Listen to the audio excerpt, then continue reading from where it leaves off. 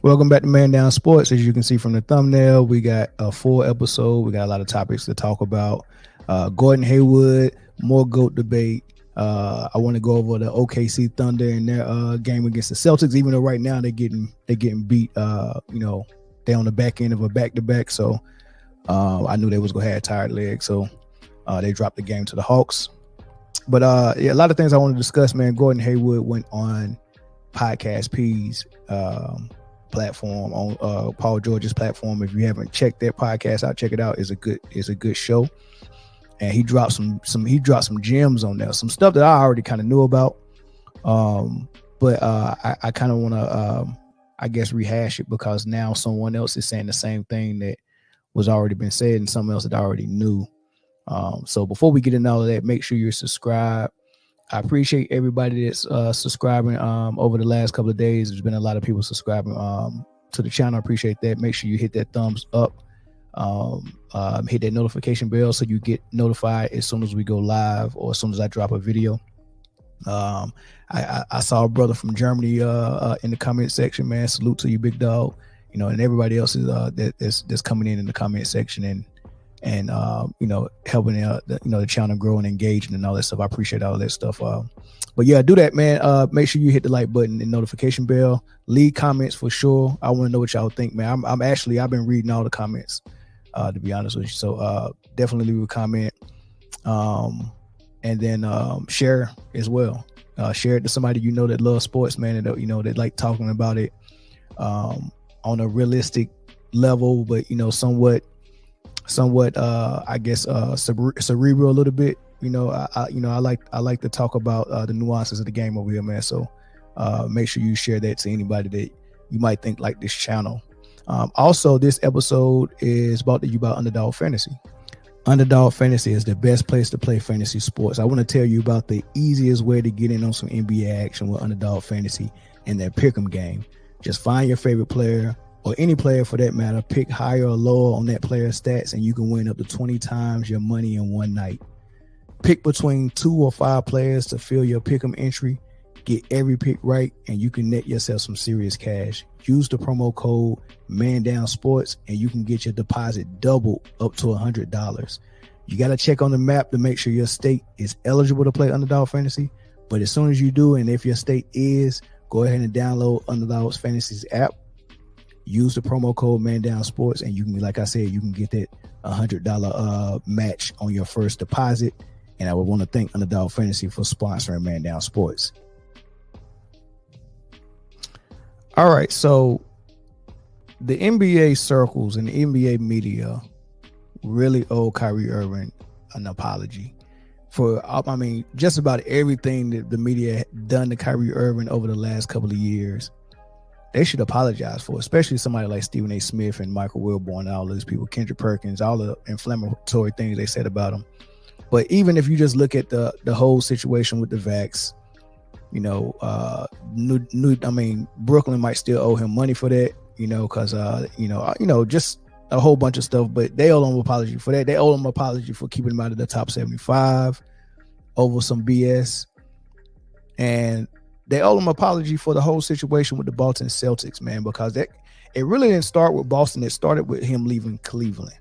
That's what pissed everybody off, because so many media members are in bed with LeBron James.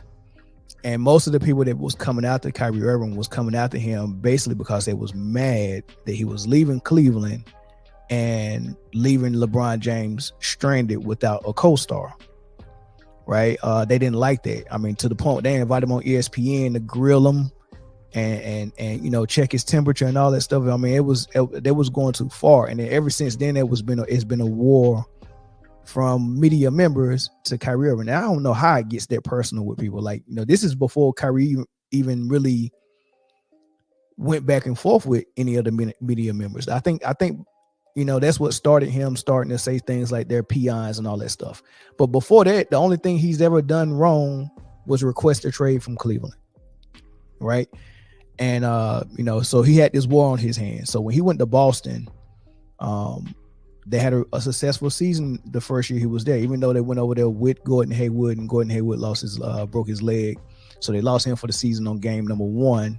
So now he don't have a co-star. He got a rookie Tatum and a second-year Brown, and probably I think a second-year Marcus Smart as well. All them boys was young, so they didn't know how they was gonna survive. But lo and behold, Boston went on like this crazy win streak. They had the best record in the league. After about 25 games, like where we at right now.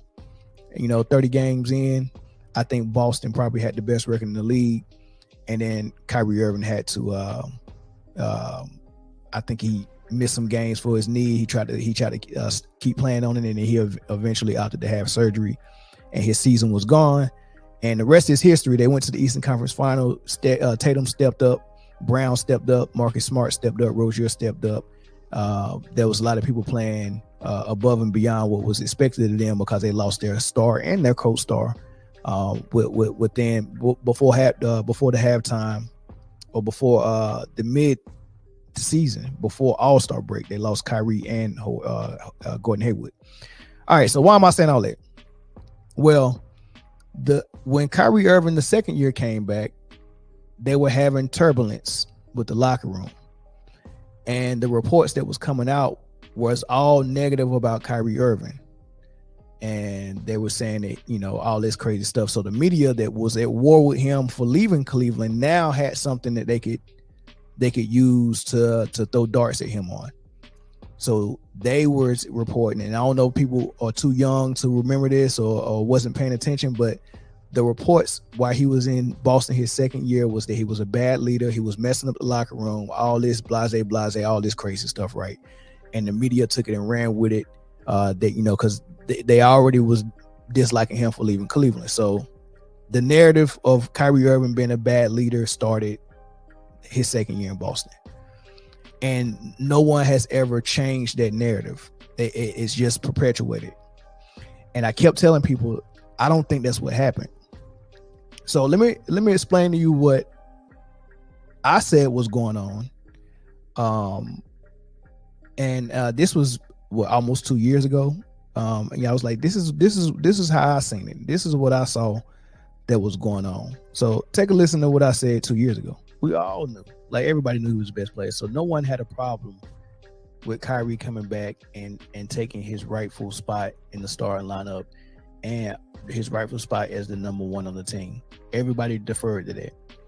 Well, the issue came in that, just imagine, you're a young, great athletic kid from Duke, and you and Jaylen Brown really did damage in the playoffs, along with Marcus Smart and Terry Rozier, right?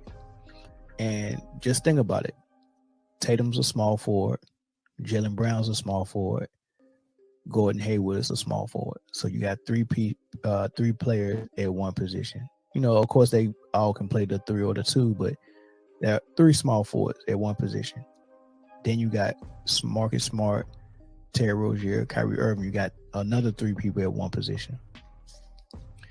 That's really crowded, especially when Gordon Hayward was supposed to be the number 2 for sure. And you got 2 guys at the same position who really outplayed Gordon Hayward all year, except Gordon Hayward was the starter getting all the minutes, on top of the fact that his leg wasn't really 100% physically ready. And you look at all what I did for you last year in the playoffs. And here it is, a guy comes back and he's not even 100%, playing for his old college coach and getting the favor to be the starter. That causes something. This had nothing to do with Kyrie's leadership. All right, so let me stop sharing there. So yeah, that's what I think it was. That's what I think happened, and that's what I said almost 2 years ago. But the media spent the narrative that Kyrie was a bad leader and he messed up the locker room. But what really happened was Kyrie trying to be a leader because he's the old head now. He was a young gun under LeBron and Richard Jefferson and J.R. Smith and all the veterans that was on, and Kevin Love, all the vets that was on the Cavs. And now he's in that position of where he's the vet. Him and Gordon Hayward. So when you got a rookie and a second-year player in Tatum and Brown mad because the all-star Gordon Hayward comes back, who's making $20 million a year, who just got paid to come be a co-star in Boston. When he comes back and those young guys say, I want your minutes, Kyrie had to tell them, you got to wait your turn, right? But no, that's not how the media put it out there. The media put it out there like Kyrie was just being a dick in the locker room. He was trying to support Gordon Hayward. He was trying to support the vet. Hey, look, tell the guys, look, wait your turn. You still a rookie and a second-year player. You ain't even nowhere near getting your next contract. Calm down. Everybody's gonna get the chance. Let's try to go win this championship. These boys had Al Horford. They had Marcus Smart, Terry Rozier, Kyrie Irving, Gordon Hayward, Jaylen Brown, Jason Tatum. Right? It's more than that. They had a couple of more. There was 9 deep of Marquise Morris. That's 8, and there was one more I'm missing. But there was pretty much 9 deep of people. Well, Brown's an all-star, Tatum's an all-star, Gordon's been an all-star, Kyrie's an all-star.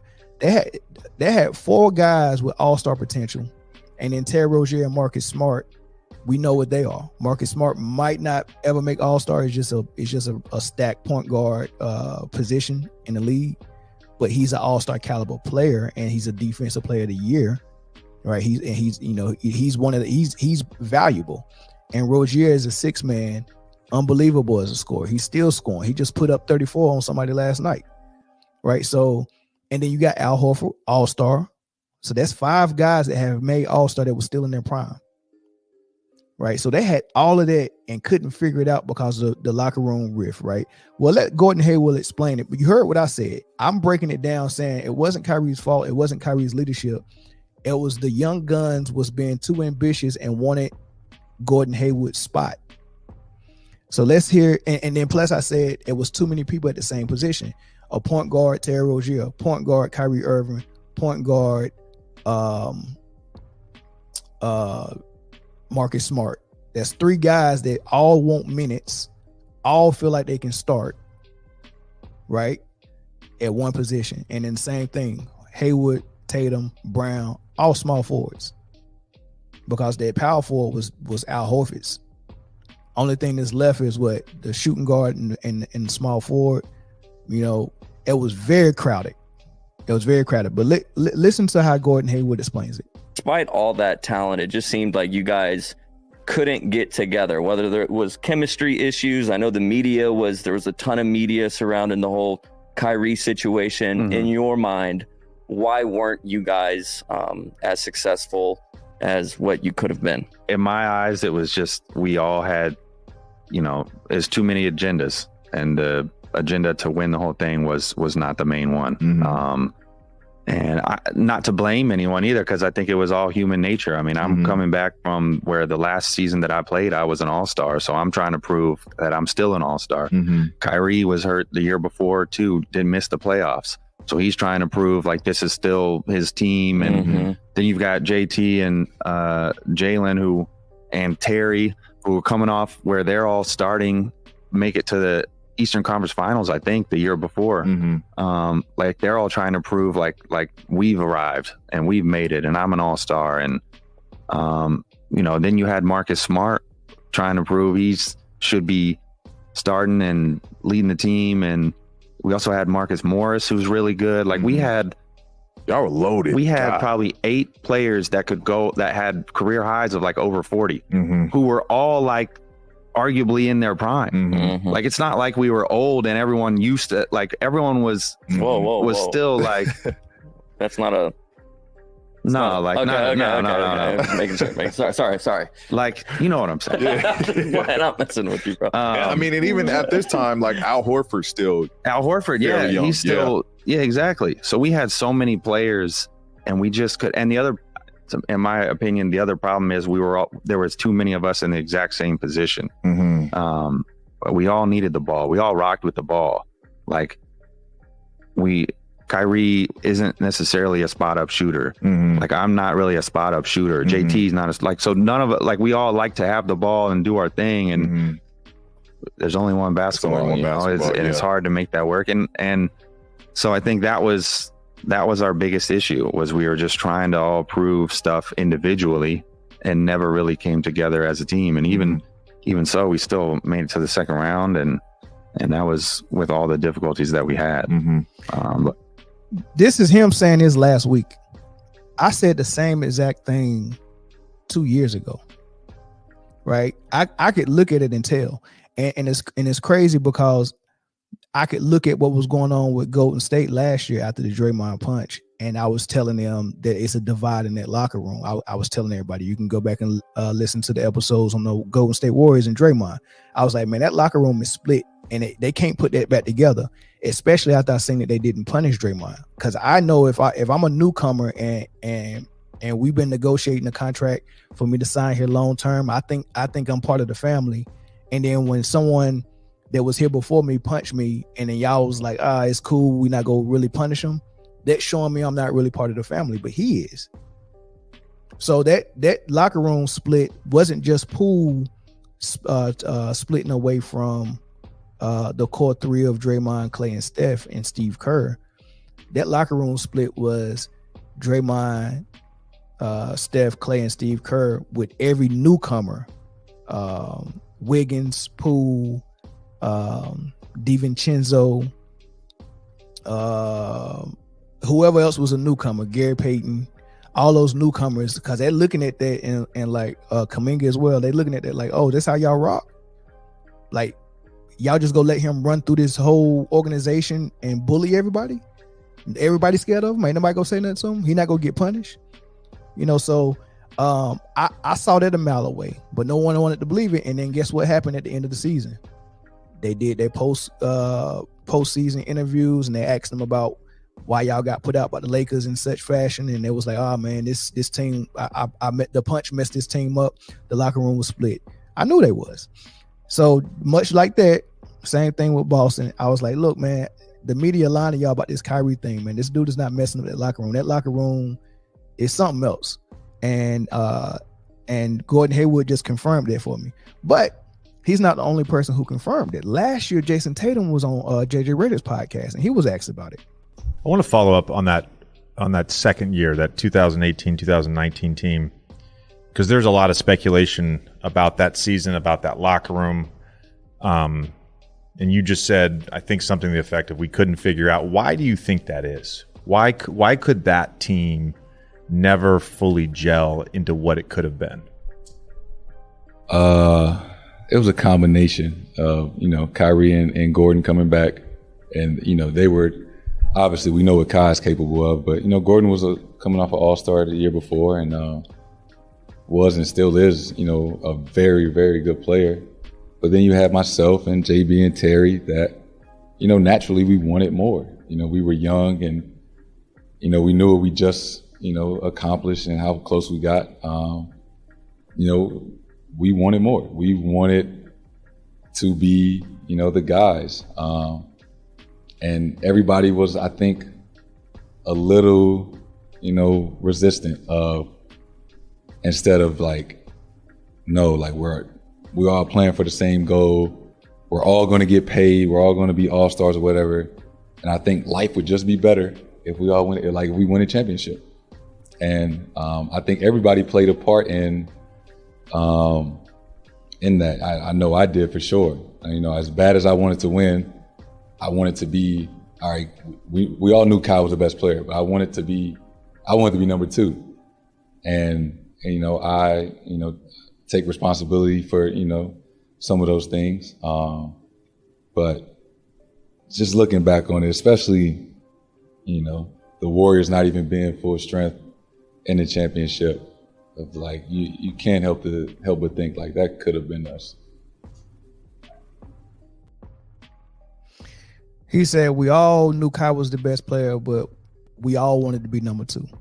And how do you reconcile that? Like, you bought Gordon Hayward over there to be a number two, and you paid him to be a number two, but he breaks his leg badly the first game, and you got a Ricky Tatum. I think Gordon Hayward in the interview said that Brad Stevens sat Kyrie Irving and Gordon Hayward down and told them, we want y'all to run this team and be the leaders for 4 years, 3 to 4 years. And you're going to pass the torch to Brown and Tatum. Like, he had it all figured out, just like Bob Myers had it figured out with Golden State. He bought in Kuminga, he bought in Moody, he bought in Wiggins, he bought in Poole, he bought in Wiseman. I forgot Wiseman's first name, but they bought in Wiseman. It was the perfect guys to take the torch from Dre and Clay, and they could have rebuilt around Steph with those guys. Draymond and Clay were supposed to do what David West, Sean Livingston, and Leandro Barbosa did, and Iguodala. Like, Iguodala is a better player than Draymond, hands down. Offensively, 100%. Draymond's a better passer, but 100%. They both are cerebral players. They both play great defense. I think Draymond play good defense, but I think Iguodala plays better defense and can guard 1 through 4. Draymond can guard 3, 4, and 5. Right? On occasions, he can switch on the guard, but for the most part, he can guard both forward spots, and every now and then for like a quarter, he could guard a 5. But Iguodala is just as good defensively and 100 times better offensively as far as scoring. But Draymond does have that passing ability that's pretty good. But my point is, Iguodala had he had the mindset, I'm coming to win a championship, and he sacrificed. And he was like, I already got a big paycheck in Philly. I don't have to come to Golden State and seek more money. So I take a bench role and I take less money to be a vet and come off the bench and do my thing. That's the secret to their success, is they had all-stars coming off their bench. But it's you gotta be able to find those all-stars, because you might have all-star talent, but for some reason you might not want to tap into to that potential for some reason. Like for Sean Livingston, for example, he was a prodigy. High school, I think he went pro right out of high school. That's how good he was. But he broke his leg just as bad as Gordon Hayward did. So he had to go overseas and play for a while until his leg got really strong, and then he came back into the league. But by that time, he's not ambitious in trying to be an all-star. He knows, look, man, I can take it easy. So imagine having somebody that good at what they can do that's okay with being on the bench and playing 15 minutes a game. You get an all-star level player to come off the bench because he's not ambitious no more because of the bad injury. He might not have all his athleticism, but his skill set is still there. That's why every time he came in and got in that mid-range post, and that fadeaway was like as accurate as Michael Jordan's mid-range was. David West was an all-star in New Orleans with CP3. But since he's a little older now, he's at the end of his prime. You know what? I sacrifice and come out the bench and play their role, right? You got a number 1 pick in Andrew Bogut that was really good as a 7-footer. He comes in and realizes, I can't give you 25 and 10 like that. I thought I was that good, but I'm really not. So I'm okay with just being a shot blocking and a rim protector and rebound. But every now and then you can go in the post to Bogut and get points. The same thing what Lopez is doing. Lopez is he's as good of a post player. I'm not gonna say as good as Jokic or Embiid, but behind Jokic and Embiid, I think Lopez might be the best post player, big man in the league after Jokic and Embiid. Right, he's that good. He was that good in New Jersey. But guess what? I take a back seat. I don't have to be number 1 no more. So my point is, when you can get these all-star level players and they take a back seat, it betters your team, because now I got young players that I can pay the money to, and then they can learn from these vets that's on the bench, and you got a good synergy. And everybody's, they know they role, and everybody's bought into it, and X, Y, and Z, right? Well, you can't do that if the vets are not willing to do that. And what was going on in Golden State is that Draymond and Clay were not willing to say, all right, I've already got my big paycheck with Golden State. It's time for me to take vet minimum or something close to a vet minimum. And it's time for Poole, Wiggins, Wiseman, Kuminga, it's time for them to get paid. But not only do they get the money, it's time for them to slide into that starting lineup, and we can come off the bench. And what that does is, guess what? They can be learning during the regular season, and when we get to the playoffs, the minutes might look a little different. I might have to rely on my vets, and then they'll be ready. Like Iguodala was ready in the playoffs. We seen Iguodala play his best ball in the playoffs because he's been preserving himself on that bench, while Steph, Clay, and Draymond, those young legs, was out there running all season. And then now Iguodala can come in and hit game-winning shots and play great defense and, you know, all that stuff. That's what Draymond and Clay was supposed to do, but they were selfish. They wanted it all. They had already got 1 or 2 big paychecks. They wanted a third one. Then they wanted to match their years with Steph, and they wanted the minutes, and they wanted the young guys not to get paid and to sit on the bench and wait their turn. So back to the Boston situation, that's what messed them up as well. Tatum, Brown, it was too early, and what messed it up really, because I think they would have been okay with sitting behind Kyrie and Gordon Hayward if neither one of them got hurt, because the minutes wouldn't have been there. They wouldn't have had those minutes, so they would have been waiting their turn, right? It would have naturally happened. But when they got hurt, and then Tatum and Brown played lights out, Rozier and Marcus Smart played lights out, and I think they took the Cavs and LeBron to a game 7. When that happened, you couldn't put that toothpaste back in the tube. So when they come back with Kyrie Irving and Gordon Hayward the next season, they like, look, I'm not going back to the bench, especially not with this dude that's limping out after 5 surgeries. I know he ain't ready. And even if he was ready, I don't think he's better than me. So it wasn't about Kyrie Irving and his leadership. And I think a lot more people owe him an apology. This is the last thing Gordon Hayward said, and then I ended there. Were y'all having those hard conversations of like, hey, we get it, it's one basketball, like we had like 8 of them. Okay. At least. Wait, did you guys walk away from it like with a level of comfort, knowing that like, all right, we're on the same page here? It got worse every time. I mean, it was like one of those things where it's like we've had 5 players only meetings, and you know, things were said that were the right things, but I think it, like I said, it's just in one ear, right out the other. Like, okay, that sounds nice, and we do need people to sacrifice, and we need it, but that person shouldn't be me. Yeah. Like, you know what I mean? It should be him to sacrifice, and I'll be the one that's leading the team. Yeah. But everyone's thinking that. Yeah. You know what I mean? Yeah. So, I mean, I could give you stories for days on that, but tell them that's what we're here for. That's not, I'm not allowed to do that. So that's that. Yeah. Stop questioning Kyrie Irving's leadership, man. The media owe Kyrie Irving an apology. There you have it. Gordon Hayward and Jason Tatum broke it down. And that's how that went in Boston. So let's stop with that.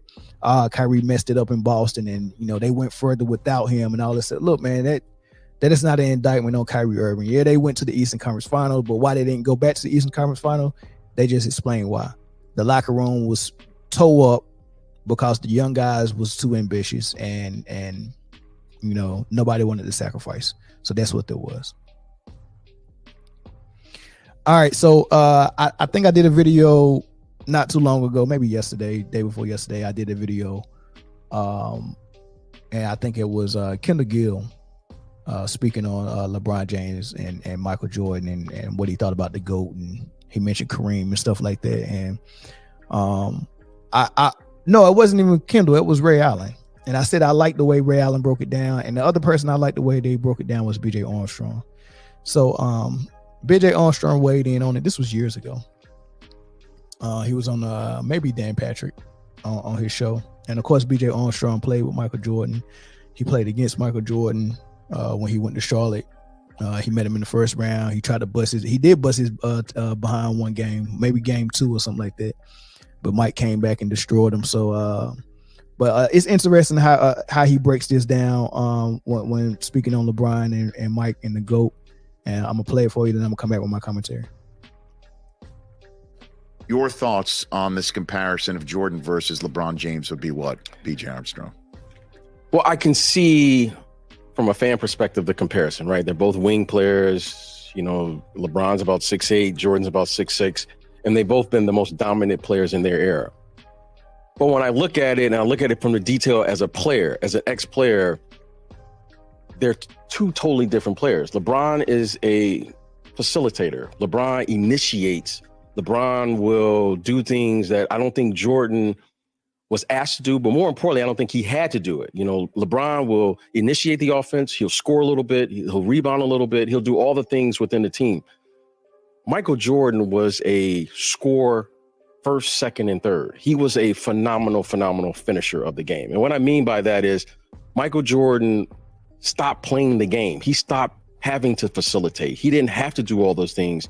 He just finished the game. He finished it. He was, I think, the game's greatest finisher because he had no weakness in his game. When he played the game, especially in the fourth quarter, we refer to him as a three-dimensional player. He's either going to score, he's going to get fouled, or he was going to go to the free throw line and make the 2 free throws.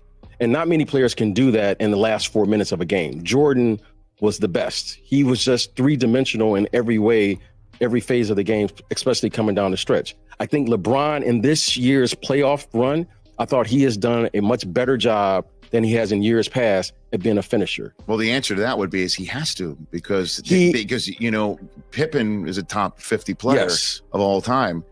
You know, other than Dwayne Wade in his entire career, who else has he had in that regard? I know Bosh. Well, the way the game is played, the game is just a different game today. I would have loved to have seen LeBron play in our era, but I would also have loved to see Jordan play in this era because Jordan wasn't a 3-point shooter.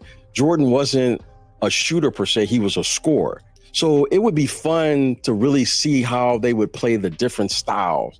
That, if I put Jordan in this era, no hand checking. I mean, the guy averaged 37 points a night with hand checking. What would that translate into today's game where you can't touch him? 45. But then I would love to see LeBron with his physicality that he has, because he's just an imposing figure. I would love to have seen him play against those physical. Would have somebody with an arm bar right in the small of his back. I would have loved to have seen how he would have played against the Charles Oakleys and the Rick Mahorns and the Buck Williams and the physicality of the game. So it would have been fun to play, but without question, I want to say this about both. LeBron James is this generation's best player. And I think Jordan was clearly that generation's best player. Now, who's the best? I think I'm biased. I would say Michael Jordan, just because mentally what he was able to do, and I knew him. Michael Jordan is not going to back away from any level of competition or any player that comes up. I think LeBron James would meet the challenge because he will pose some problems for a player like a Jordan, any player, because he's 6'8", 260. But I would have loved to seen the matchup. But I'm going to say Michael Jordan without question. Is it really? Michael Jordan without question? He said a lot of things there, right? I want to address. I can't believe I forgot who it was, man. I hope it's Dan Patrick. I hope I ain't getting it wrong. I think it is Dan Patrick. It might be. I don't know. One of those ESPN analysts that got their own show. It's like 3 of them. I can't remember all their names. But he was giving a little bit of pushback, and he was like, "Oh man, like when BJ Armstrong said that Michael Jordan scored, and he said that he didn't play the game the same no more. He was playing a different game. You know what I'm saying? So, and I'm gonna explain that. But his response to it was, well, LeBron has to facilitate, because BJ was saying, Mike didn't come down and was like, I'm not gonna micromanage this team and feel like that everything that happens on offense, I got to do it.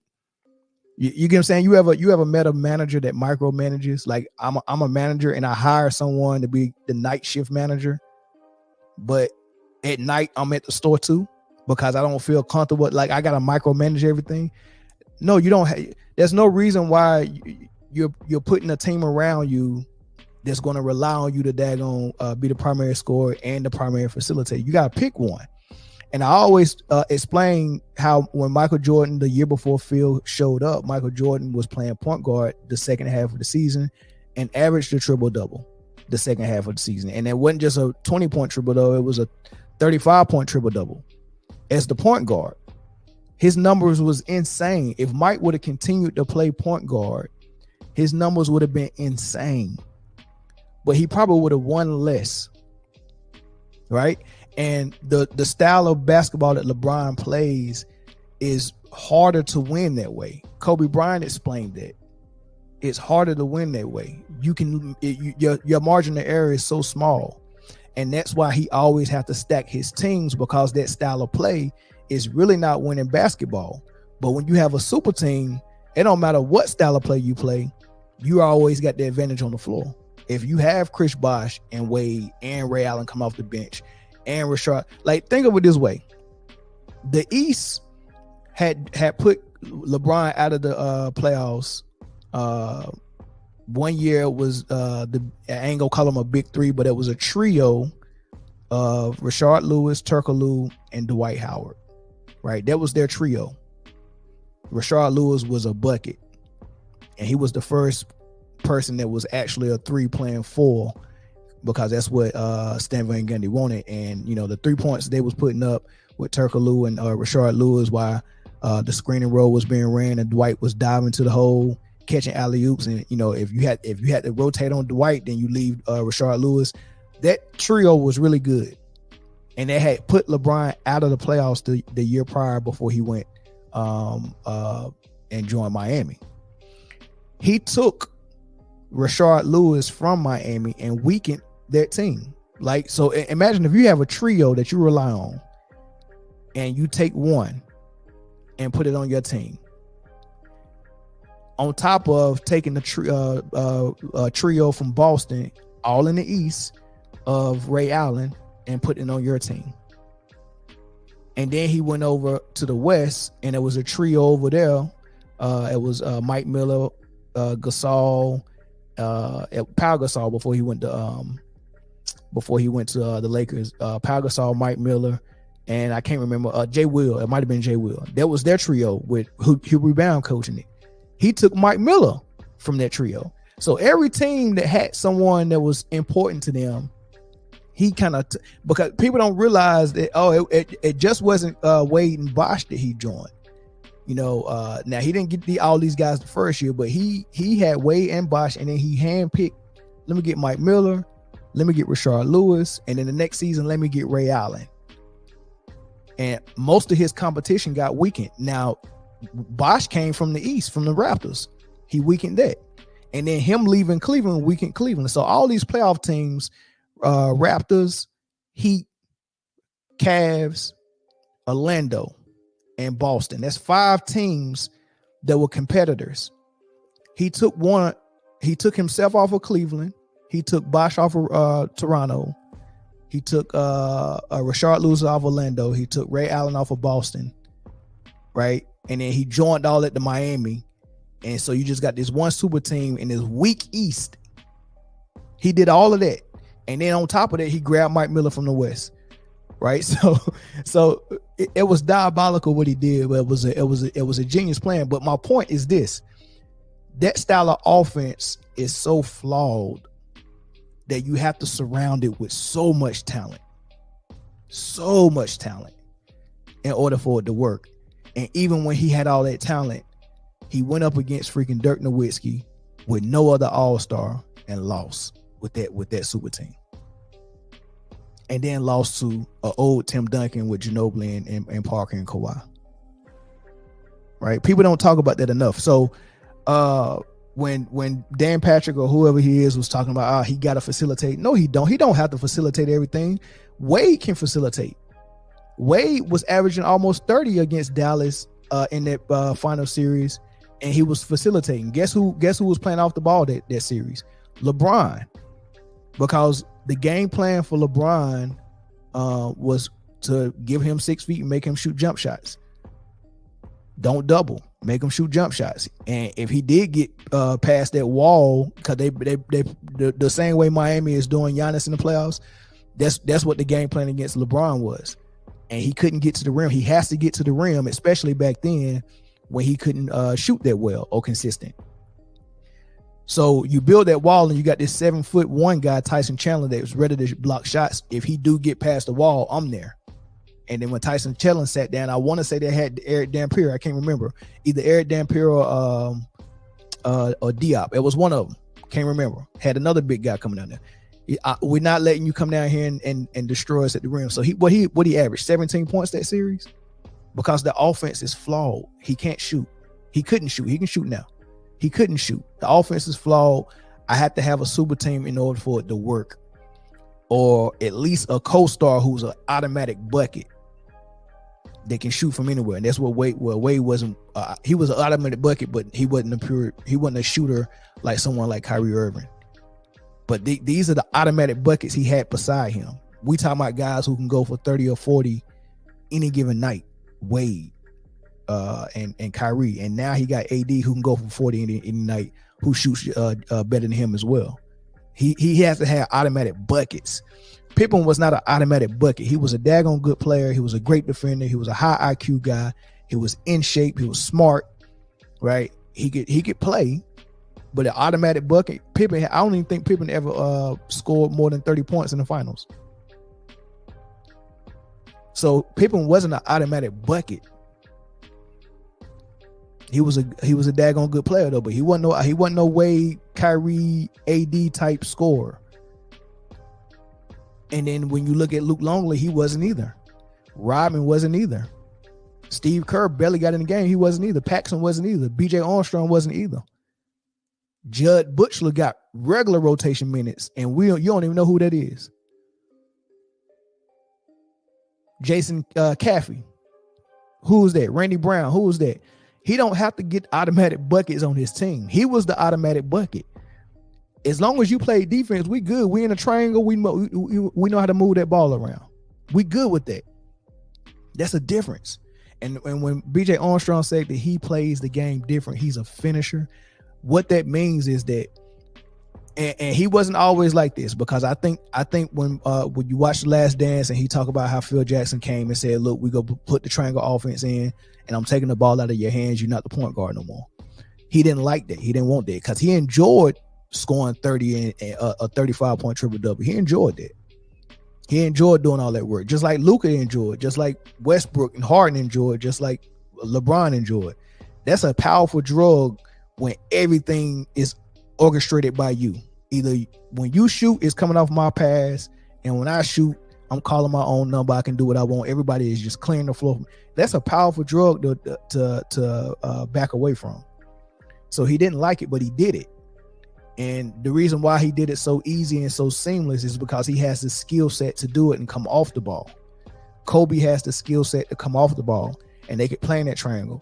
And what that does is when you take your star player off the ball, you empower his co-star or another role player. So now Pippen can be a point forward. But if Michael Jordan was the point guard, then Pippen wouldn't be able to be a point forward. He would have to be a guy that's waiting for a pass just like everybody else. And it's not good for you to put your role players and your co-star in that situation. So the comment about him being a finisher and playing the game, he wasn't even playing the same game with everybody. He was playing a totally different game. We go.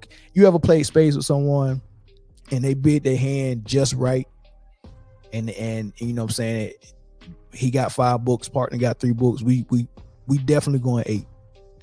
Right? Or we might even go 10 and we go figure this out, and it looked like you're not gonna get it, and just right on time on the last book we get out we get our 10th book or our 8th book. Right? That's how MJ could play the game. We'll run this triangle offense all 3 quarters. If we blow y'all out, cool, I get to sit down for the 4th. But if the game is still close, guess what? Me and Phil got an understanding. We can run the triangle, we can do it his way for 3 quarters, but if it don't work, I get to do it my way. And now he get to go into Michael Jordan God mode and score relentlessly. And that's how good he was. He could take over at a snap of the finger. It wasn't like, oh man, I feel it today, I'm hot. Nah, it was if he got motivated, he's automatically hot. He could be cold, and when it's game time, when it's show time, when it's crunch time, I'm hot now. You can't stop me.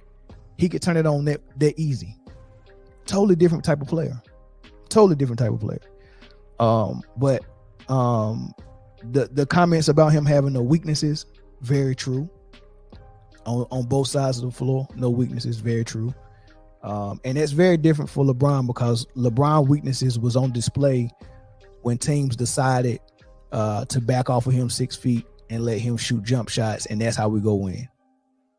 And you go only average 17 points against the Dallas Mavericks. right? So that shows a lot of weakness. So I like how BJ Armstrong kind of broke it down. It might go over some people's head, but when I keep hearing this, the more I hear players that played against him and watch him and played with him talk about him, I keep hearing this phrase of he had no weaknesses. I heard Robert Ory say it. He had no weaknesses.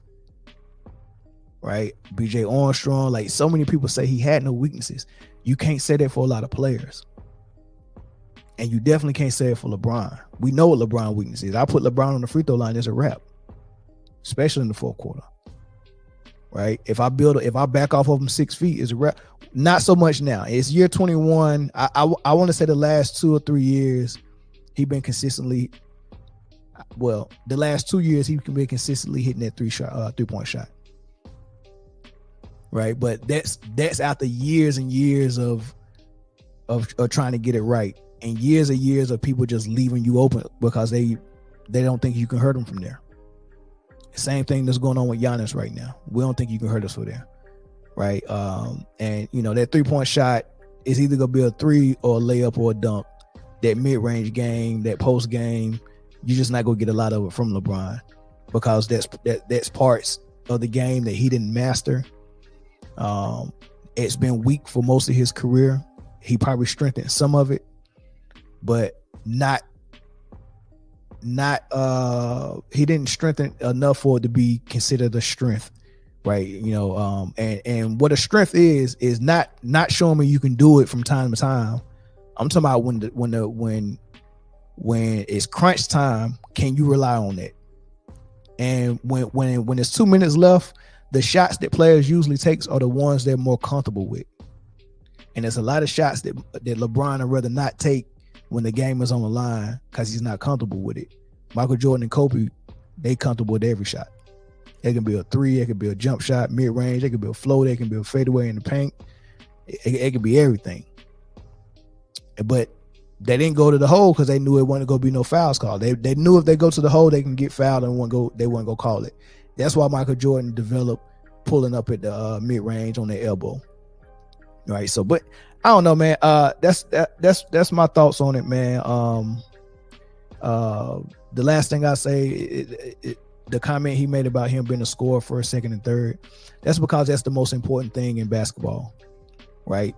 If we came out on the court and played perfect defense, both ends, if both teams played perfect defense, and when that final buzzer sounds, the score is 0-0, who wins? Nobody. So scoring is the most important thing because the team with the most points wins. So the most important stat in basketball is scoring. The most important attribute for your star player to have is scoring. There's no max player that's not a scorer.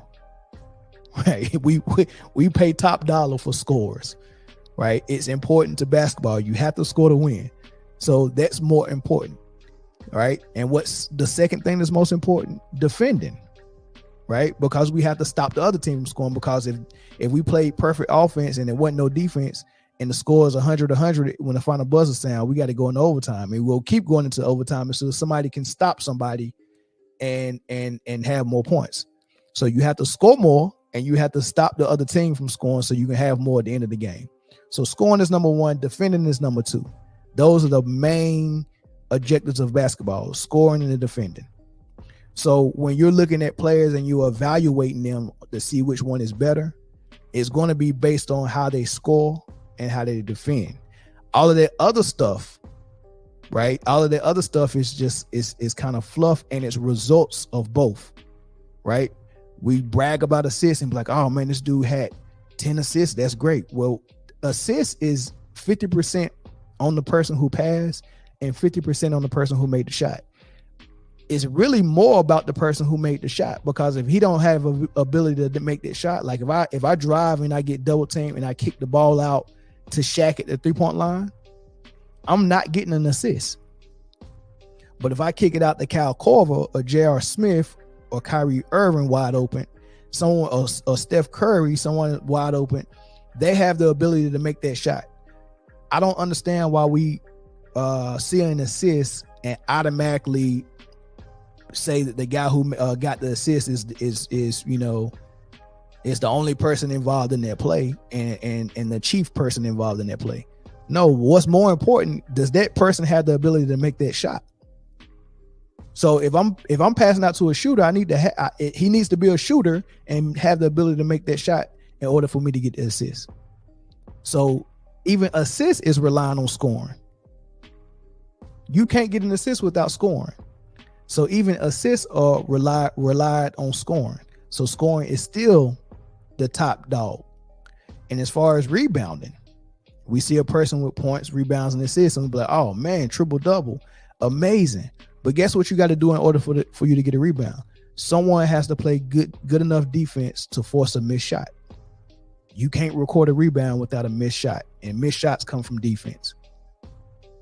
So scoring and defending are the chief stats, and the stats that are below it are rebounds and assists. So we're rewarding LeBron James and saying that he deserves to be in the GOAT debate because he is majoring in minor stats. The major stats are points of scoring and defending. The minors are rebounding and assists. He's majoring in the minors. It's the reason why Steph Curry made more than John Stockton. John Stockton is one of the best passers we ever seen. He ain't Steph Curry. Scoring is king. It's the reason why Steph Curry is better than Rondo and CP3. It's the scoring. It is what it is. It is what it is. He's majoring in the minors, right? So I like the fact that my best player can pass and rebound. But when I'm evaluating players, I'm not going to say that this player is better because he stuffed the stat sheets, because I can care less about rebounds and assists. Want to know why? Because I let my point guard get the assists. I might have froze up.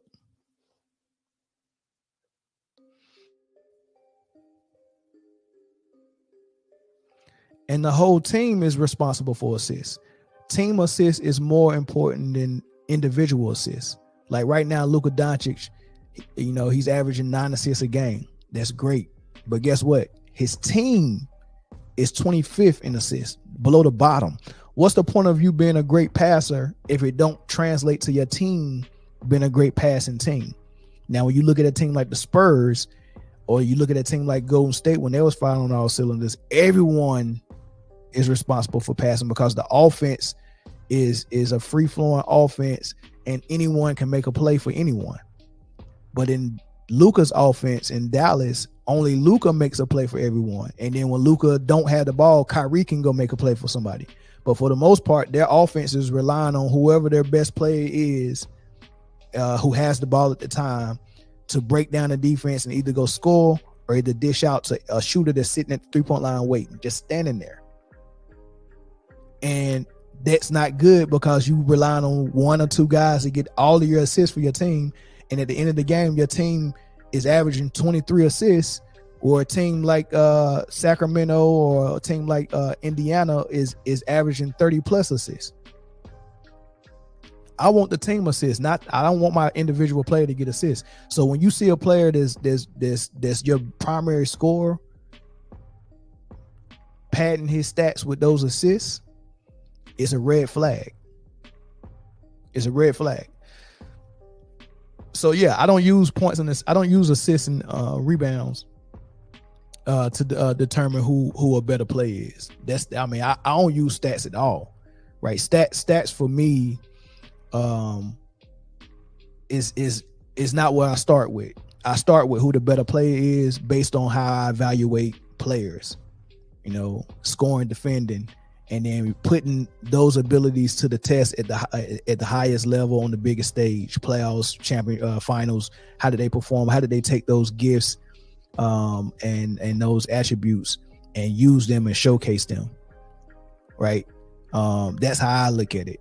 How often they won, all of those things. Now, when it comes to stats, well, what if I could win without getting a triple double? Why would I go for a triple double if I can win without getting a triple double?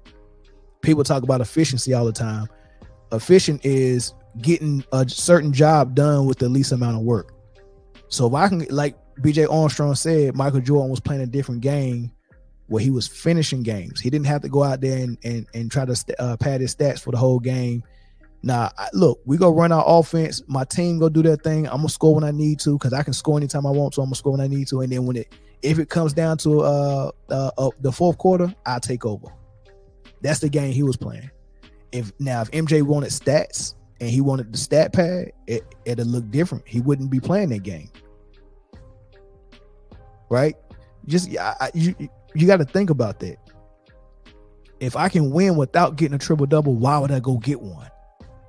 It's unnecessary. My point guard can get those 10 assists, or my point forward and Scottie Pippen can get those 7 to 8 assists. I can get my 35 points. He can go get the 7 to 8 assists. And we both are primary at something. I'm primary at scoring. He's primary at distributing. Why, if I got a good player on my team, why would I take both of those roles and be primary at distributing and scoring and make him secondary in everything? That's not how you do it.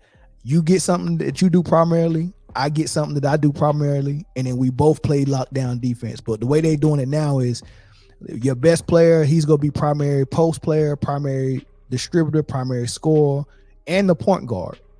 He's going to be all of those things, which leaves his role players to just be catch and shoot players. And then on the other end, they'll use the excuse of I'm doing everything on offense, so I should be able to take a break on defense. And they'll go guard the worst player on the offense and make everybody else play lockdown defense while they're playing free safety Ed Reed back there in the corner on a 9-shooter.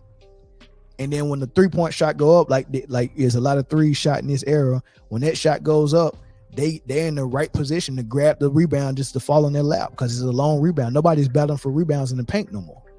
They're just falling in their lap. It's based on who can get to the ball faster from the corner. Everybody at the 3-point line. So the rebounds ain't even impressive. So just think about that. I'm doing all this on offense, and then I get to relax on defense and then snag uncontested rebounds. Now I'm just getting all these stats, and at the end of the game, I'm close to a triple-double. And this era of basketball just falls, just melts when they see a triple-double. It's not about that. It's not about that. So I did a couple of videos. I did a lot of videos where I talk about the GOAT debate. I think it's interesting. And I had a friend that told me I'm always he said I'm always using sound bites from people who think Kobe or Michael Jordan is the GOAT. What about the sound bites of people who think LeBron is the GOAT? So I'm gonna do that. David West was on the podcast last year or 2 years ago, and he's giving his example of why he think LeBron is the GOAT.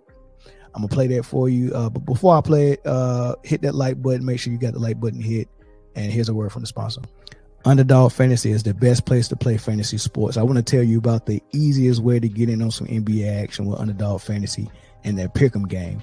Just find your favorite player, or any player for that matter, pick higher or lower on that player's stats, and you can win up to 20 times your money in one night. Pick between 2 or 5 players to fill your pick'em entry. Get every pick right, and you can net yourself some serious cash. Use the promo code Man Down Sports, and you can get your deposit doubled up to $100. You got to check on the map to make sure your state is eligible to play Underdog Fantasy. But as soon as you do, and if your state is, go ahead and download Underdog Fantasy's app. Use the promo code Man Down Sports, and you can, like I said, you can get that $100 match on your first deposit. And I would want to thank Underdog Fantasy for sponsoring Man Down Sports. All right, here's David West. Greatest player all time. Greatest player. Greatest player all time. I know this is hard for you too. It's not hard. No. I would say. I won't lie. I'm going with LeBron. I would say LeBron too. And like I said, only because I just think that when he's done, he'll get his respect. Yeah, I think he's just been too dominant for too long, and he's so physically imposing. We've never seen a guy who's been so physically imposing. That's not a big man. Yeah. LeBron is just he's too big, strong, and fast for any era.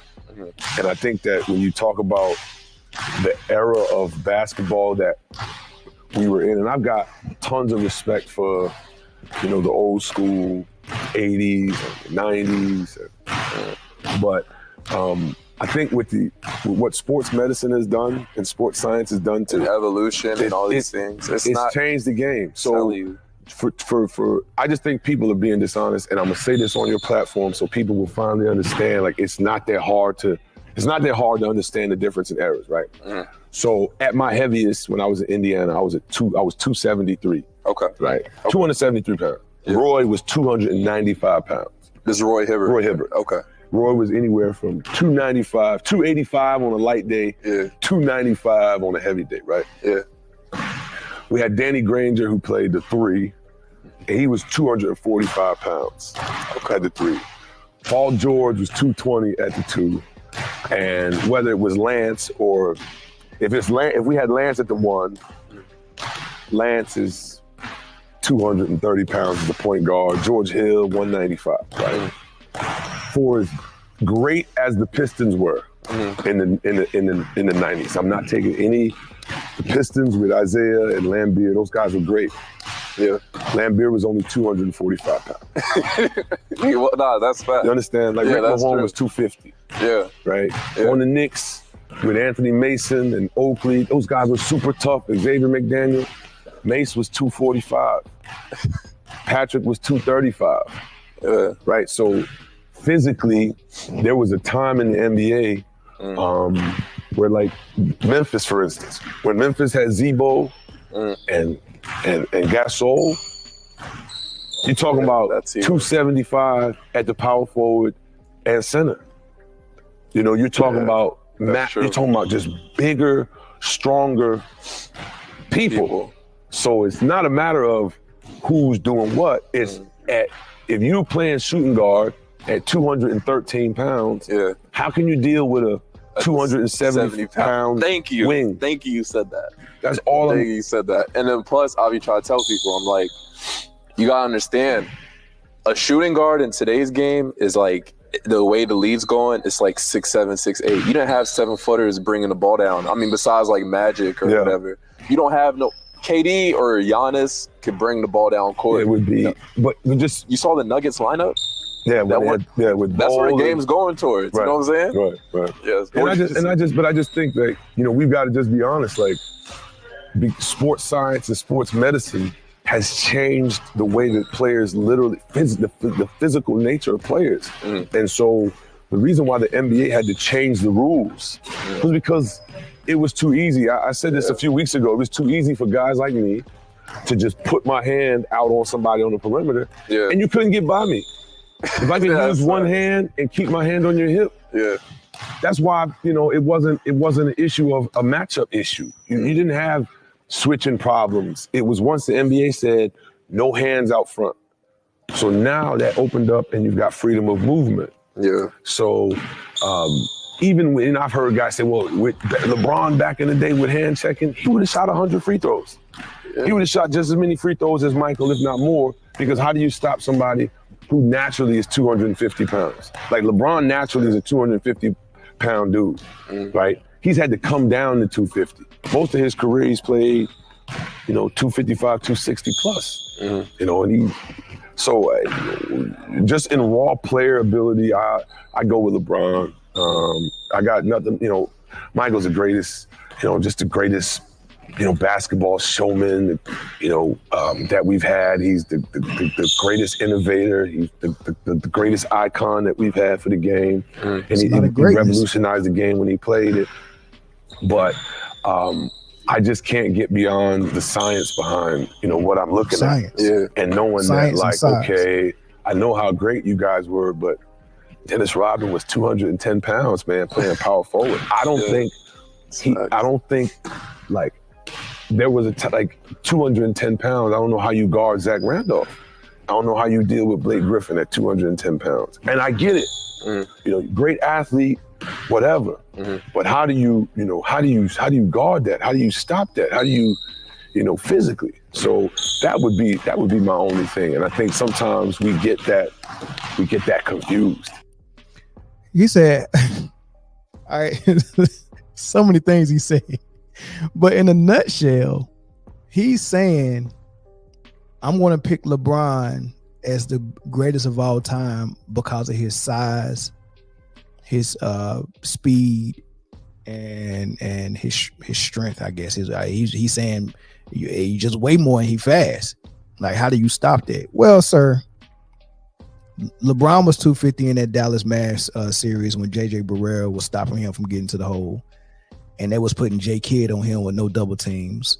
I seen Kawhi at 225, 230. Kawhi's not that big, 225, 230. I seen him guard LeBron James with no double teams. Only thing you're gonna have to do is back off of him and let him shoot the jump shot until he developed the jump shot 4 or 5 years ago. Well, not even a jump shot. He developed a 3-point shot that you got to respect a little bit. But as far as you getting to the hole, we're not gonna let you get down here, big dog. Especially in the era where defensive 3 seconds didn't exist. I can just stand down here. You're not coming down here. That was the game plan for Dallas. We got a 7-foot in the back in Tyson Chandler who weighed 220. Until he got his weight up, he probably got to about 230. Skinny Tyson Chandler, 7 foot, down low. Jason Kidd at 6'4", 215 pounds, guarding LeBron one-on-one. And if you got a screen, we'll go under the screen. You either gonna have to shoot that jump shot. We're going under the screen, and we might switch. And there's switch, and there was times where Jason Terry was on LeBron, JJ Barea was on LeBron, Sean Marion was on LeBron at 220, 215, and they did just fine. Michael Jordan would have been fine guarding LeBron James, and everybody else who was Michael Jordan size, Spreewell, whoever else. The only time LeBron is a problem was he's running full speed, and now it's hard for you to stop him to get to the hole. But if you just build that wall, he can't even do it. You gotta dish it out or pull that jump shot. And then if I got a 7-footer down there waiting on you, we're gonna make it a little harder. So it's not about strength, size, and speed. It's about how good you are at basketball. How good is your jump shot? How good is your footwork in the post? How good is your off-ball game? Can you play without the ball? How good can you shoot free throws? Because you said, oh man, with hand checking, LeBron will go to the line just as much as Jordan. Well, Michael Jordan was hitting at an 85 to 88% clip. That's a marksman. That's a sharpshooter. LeBron is shooting it between 69 and at his best 73%. So if we putting LeBron to the line, that's even great. That's like putting Shaq to the line. But except Shaq played in the post and had post moves, and he was 7 foot. So him in the post, he can go down there and get some buckets. But if we're backing off LeBron playing on the wing, we're backing off of him 5 to 6 feet, and you can't get in this paint, for your first 10 years in the league, you're not scoring that much. Well, you probably would. You would still score a lot, but you got to develop that jump shot very quick, which he didn't do. And he still can't shoot free throws. So that shows more signs that his shot mechanics is not up to par. So I'm trying to figure out how that size is. If I seen Paul George, who's a great defender, he's never been more than 220. I seen him as a young buck in Indiana on your team, David West, guard LeBron James. I seen Lance Stevenson guard LeBron James. It's not hard. It's not hard. And we've had locomotives like that. We had Anthony Mason that was hard to deal with, coming down, dribbling, trying to get to the hole. He couldn't jump as high as LeBron, but he's 230. And I've seen Anthony Mason try to guard Jordan. I seen Michael Jordan take Anthony Mason in the post and give him work. He didn't have to get him on the perimeter. Michael Jordan take anybody in the post, because how you gonna stop the fadeaway? How you gonna stop the up and under? How you gonna stop somebody with better footwork than I got better footwork with the ball than you got defending me? Advantage me. So I'm sorry about that free throw comment, because no, He can't shoot those. So I'm good with putting him on the line. I'm cool with him being 270 or 250 because guess what I'm gonna do? Yeah, we just not gonna guard you out there like we do Giannis. It happens every year that Giannis get in the playoffs against Miami or a team like Boston. We go build a wall. You're not getting down here, big dog. And the only way Giannis is successful in the playoffs is if the referees decide when he's driving to the hole and throwing those elbows and traveling, we're not going to call it. Because if they really wanted to officiate properly on Giannis, he would foul out before the fourth quarter every game trying to get to the hole. Or they would call multiple travels on him. And then he'd have to figure out something else to do. But they're letting him get away with travels consistently and offensive fouls consistently.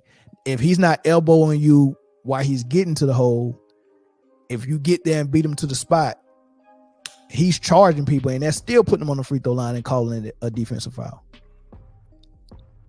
So no, you have to play basketball. You just can't have the size. People are shocked that LeBron has such an advantage physically, and he still couldn't be the best player we ever seen. Like when you make a person in the lab, someone that big, moving that fast, coordinated the way he is, and can pass the way he can and all that stuff, he was supposed to be the best player in the world that we've ever seen. But the issue is he didn't perfect the craft the way Kobe and Mike did. He don't have the technique down the way they do.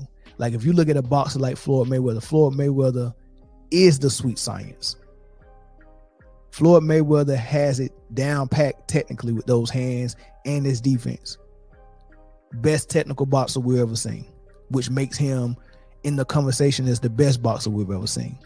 It's hard to put Ali down, but what Floyd, I mean, come on, man, you can't even hit this dude. So technically sound, we've never seen nobody with Michael Jordan's gifts physically also get in there and say, I'm also gonna be the most technically sound player you've ever seen.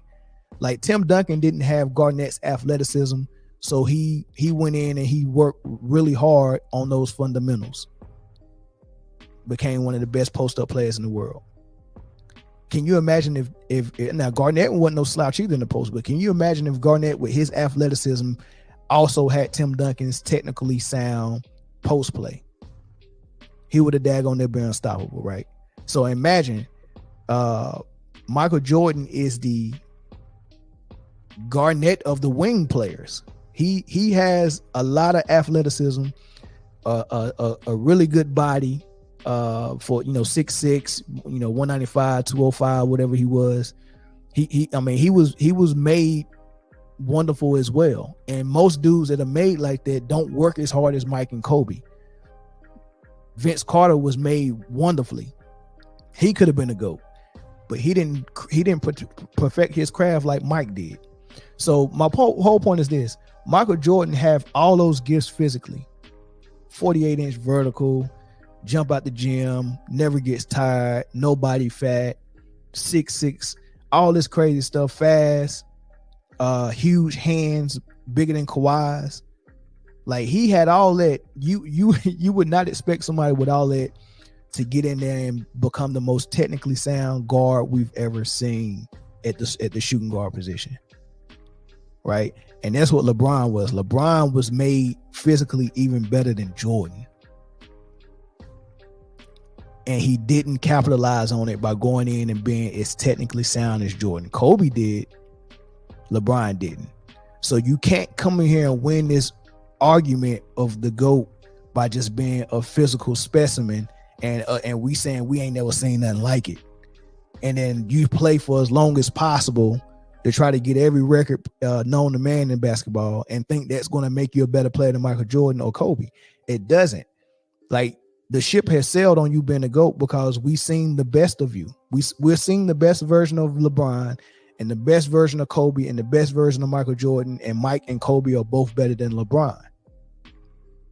You can't come in and win this argument with 260, big, fast, and strong, and triple double, and and records, all-time records. I played 1,000 years. You can't win it like that. right? So the freedom of movement he talking about, he made the argument for Michael Jordan. You go talk about the hand check and say, oh, they had to change the rules because a big guy like me can just stop you from moving. So you vouching for the 90s hand check as being something that will prevent you from scoring easy, and then saying now we got freedom of movement is easy, and we got 6'8", 260 LeBron James moving as fast as Rondo in the freedom of movement era where there's no big man in the paint and everybody standing at the 3-point line, and he's not averaging 37 like Mike did in the hand check area. Come on, David West. You're describing the easiest era of being able to score, and LeBron is in the easiest era to score, and Mike was in the hardest era to score, and Mike averaged more points than LeBron. Come on, David West, seriously, come on, bro. Rodman, well, what Rodman gonna do with Blake Griffin and Zebo? Do you know Dennis Rodman guarded Shaq at 325 pounds with no doubles, and they swept Orlando and went on to do that three-peat? Like, he guarded Shaq at 335, and he was 210, like you said. And you saying he gonna have an issue with Blake Griffin and Zebo? And how does bringing up Zebo and Blake Griffin's size helps LeBron in the GOAT debate? Well, but Dennis Rodman, you said you don't think Dennis Rodman can guard Blake Griffin when he guarded Karl Malone, a greater power forward than Blake Griffin with real post play and a jump shot? Blake Griffin's nowhere near Karl Malone, and Karl Malone was 260, 270. Dennis Rodman didn't have no issues with him, guarding him without a double team. He guarded Barkley. He guarded centers, power forward, small forward, shooting guards. You really didn't just say Dennis Rodman gonna have a problem with Zebo and Blake Griffin, did you? That's ridiculous. Too fast and too strong. That's ridiculous. Sports medicine, ridiculous. You played at 273, David West. I looked up and down. You was 250 most of your career, but I do know when you was in New Orleans, you won, or you went to the All-Star game twice. You wasn't 270 then. So if you was 270, you wasn't playing your best basketball. You probably was hurt that season and gained weight. You didn't want to be at 270. You wanted to be at 250, which is where Anthony Mason was at 250. Like, we had people that was 250. Like, we had power forwards and small forwards at 250. You just act like 250 size forwards just started being made in 2010. No. Karl Malone was 260. Anthony Mason was 250. Charles Oakley, I'm sure, was about 250. It's just that these guys were so much in shape. Like David Robinson. David Robinson played at 235 most of his career. And the other guy that was on the podcast said we ain't never seen no 7-footers bring the ball up court. Yeah, we did. The only thing about 7-footers bringing the ball up court is coaches didn't allow it. It wasn't that they didn't have the ability to do it. Coaches just wasn't dumb enough to say, I got a 6'1" point guard that's on the floor, but I'm gonna let my 7-footer bring the ball up court. What is my 6'1" point guard gonna do then? Right? You can't have a guy that specializes in playing the point guard and then let your 7-footer bring the ball up. I always used to hate to see the smaller guy running the lanes, ready to be a finisher on a fast break, and you had this big guy in the middle of the court dribbling the ball. If they stop and step up and stop him and make him give the ball up, the 7-footer got to get the ball up to a 6'1" guy, and the 6'1" guy got to try to finish at the rim, which is harder. It's better if the 6'1" guy is bringing the ball up and they have to step up and stop him, and he gives it up to a 7-footer and he go finish. Like, people are playing basketball backwards now. Let me show you David Robinson. And people think Giannis was all this and that. David Robinson was Giannis before Giannis. David Robinson, look at him on the outside. A little crossover, get to the hole, finish with the left hand. Like, David Robinson, people just think he just posted up all the time. If David Robinson wanted to play on the perimeter, which is what Giannis is doing at 7 foot, like, they're the same size. You know, they both got that crazy build. You know, like they stay in the gym. But look at him run like a dude. He's faster than Giannis. Like, David Robinson is faster than Giannis. Handles the ball and finishes just like Giannis at the rim on the break.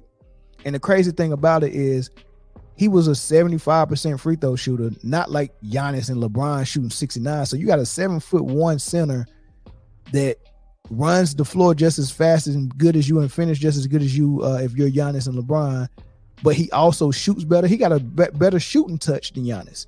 Giannis still can't shoot the ball. David Robinson even got a better shooting touch than Giannis. All right, so we've seen big 7-footers running the floor like that. We've seen the Draymond Greens because we've seen Anthony Mason. We've seen guys be point forwards and all this stuff. This stuff ain't nothing new.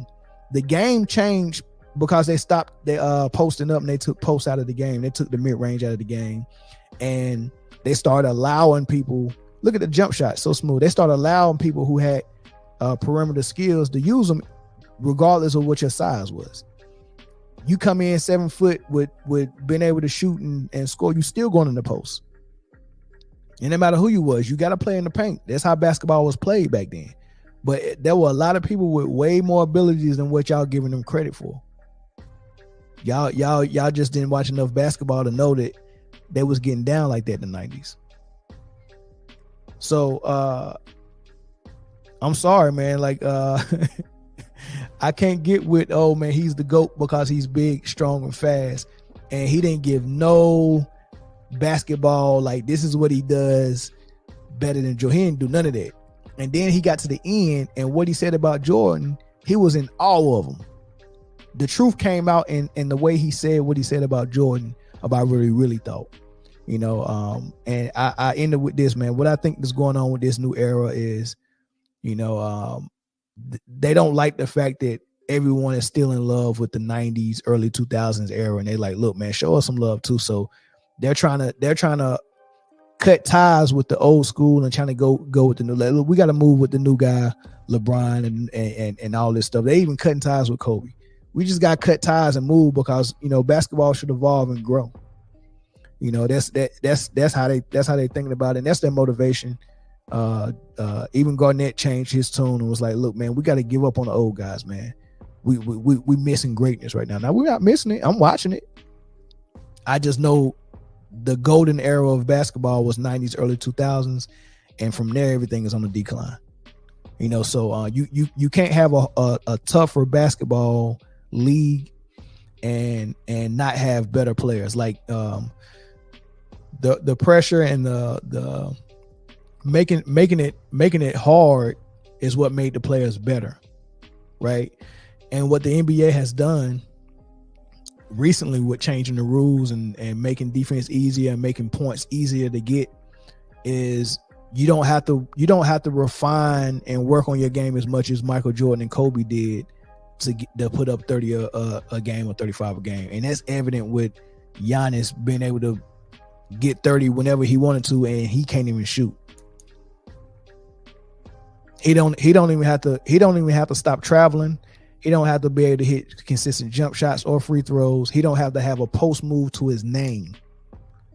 He can get 30 and get 2 MVPs by just running full speed like Usain Bolt on the court and jumping like a crash dummy at the rim and throwing the ball in there.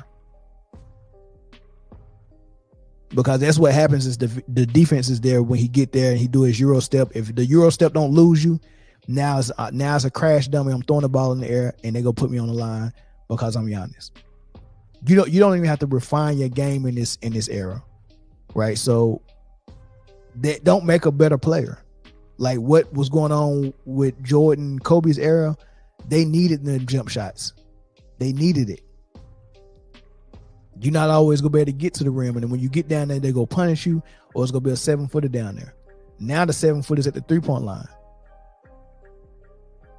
Just imagine if Michael Jordan didn't have no 7-footer in the paint and he could just get to, I mean, he was already out quicking people with just his footwork. It's ridiculous, man. It's ridiculous. Is that it? Is that all I wanted to say? Is that all I wanted to say about that? Yeah, I think so. I think that's it.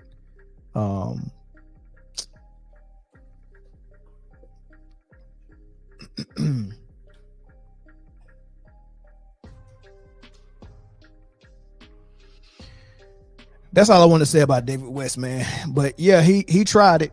He tried it. LeBron's the GOAT because he's bigger, stronger, and faster. He's too big and strong for anybody in any era. But I mean, if that was the case, it wouldn't have been Kobe getting 81 points. It would have been LeBron. Like I don't understand how if you too big and strong for any era, how did Kobe the one end up with 81 points, and not you? And how is it that you ended up averaging 17 in the finals if you just too big and strong for everybody? Who stopped LeBron James in that Mavs series, man? Was there JJ Barea and Jason Kidd? That's interesting. He's too big and strong for his era. But Paul George was guarding without a double. Kawhi was guarding without a double. J. Kidd was guarding without a double. And we definitely seen. Did y'all see the footage of Kobe in the All-Star game guarding LeBron? Embarrassing. I wish Michael Jordan would not be able to go. Like that's what's so good about the Jordan thing is Kobe is a step below Michael Jordan, and we seen Kobe destroy an era and be the best. So when everybody started saying Michael Jordan couldn't do this in this era, or Michael Jordan couldn't guard LeBron, all you got to do is say, well, hold on, how did Kobe do against LeBron when he guarded him? Could he guard him? And could LeBron guard him back? When we start seeing Kobe locking this dude up, and when you start seeing this dude go to the Olympics and getting bronze, and Kobe had to come over and save him twice, come on, man. What are we talking about? Man? Y'all let me know what y'all think in the comments. The last thing I wanted to get into, right? And y'all hit the like button for me. Definitely hit the like button, subscribe if you're not already subscribed. I wanted to get into this GOAT conversation that Stephen A. Smith, it really started with Allen Iverson, and I did a video on that. Allen Iverson came out and said, man, number one is Michael Jordan, number two is Kobe for me, man. It's like he said, like, it don't get no better than them two dudes. And I don't know what it is about the media. Chris Broussard, Rob Parker, Stephen A. Smith, Will Bond. It's a lot of people that are dead set on LeBron James being number two behind Michael Jordan. And which is cool because it's their opinion. But what I don't understand is if anybody has anybody else number two, the way they come and attack and defend LeBron, they attack the person who said LeBron's not number two, and then they come to defend LeBron. Like, I don't know why they all do it. Like, they just are disgusted if you say anybody else is number two. And what they were more disgusted at is if anybody puts Kobe Bryant number two. They don't even like Kobe to be in the top five. They want to push Kobe all the way down. So what I'm going to play for you is the response of Stephen A. Smith when he was responding to Allen Iverson putting Kobe number two. And then I'm going to play for you Gilbert Arenas, Rashad McCants, Lexi Brown on Gil's Arena respond to Stephen A. Smith, and they ethered him. And I'm going to come back with my commentary. But first, this episode is brought to you by Underdog Fantasy. Underdog Fantasy is the best place to play fantasy sports. I want to tell you about the easiest way to get in on some NBA action with Underdog Fantasy and their pick'em game. Just find your favorite player, or any player for that matter, pick higher or lower on that player's stats, and you can win up to 20 times your money in one night. Pick between 2 or 5 players to fill your pick'em entry. Get every pick right, and you can net yourself some serious cash. Use the promo code ManDownSports, and you can get your deposit doubled up to $100. You got to check on the map to make sure your state is eligible to play Underdog Fantasy. But as soon as you do, and if your state is, go ahead and download Underdog Fantasy's app. Use the promo code ManDownSports, and you can, like I said, you can get that $100 match on your first deposit. And I would want to thank Underdog Fantasy for sponsoring Man Down Sports. All right, here's Stephen A. I get it. Allen Iverson, does he have LeBron James number two? No. Does he have Kareem Abdul-Jabbar, a 19-time All-Star, 6-time champion, a 6-time MVP? Does he have him as number two? No. Who does Allen Iverson have as number two all time in NBA history? It's Kobe Bryant. Ladies and gentlemen, Kobe and I did not have the kind of relationship that Allen Iverson and I have. It was pretty damn close. For a media member, if you knew some of the conversations that Kobe Bryant and I shared with one another, you'd realize we were friends. That was my man. I miss him every day. I love him to death. And I'm so sad every time his name comes up because I'm reminded of the fact that he's gone. Gone but never forgotten. But Kobe Bryant is not the second greatest player in NBA history. That's just not true. It's just not. It's just not. And the points per game didn't equal LeBron's. The assists didn't equal LeBron's. The rebounds didn't equal LeBron's. The durability didn't equal LeBron's. He's got more rings, but we can't ignore the fact that the first three came with Shaq in his prime. So? Meaning the most dominant force of our era, and next to Wilt Chamberlain, one of the top two most dominant figures in the history of basketball. That dude, the 7'1", 350-pound diesel. Okay? The big Aristotle. That dude. All of that. That dude, Shaq.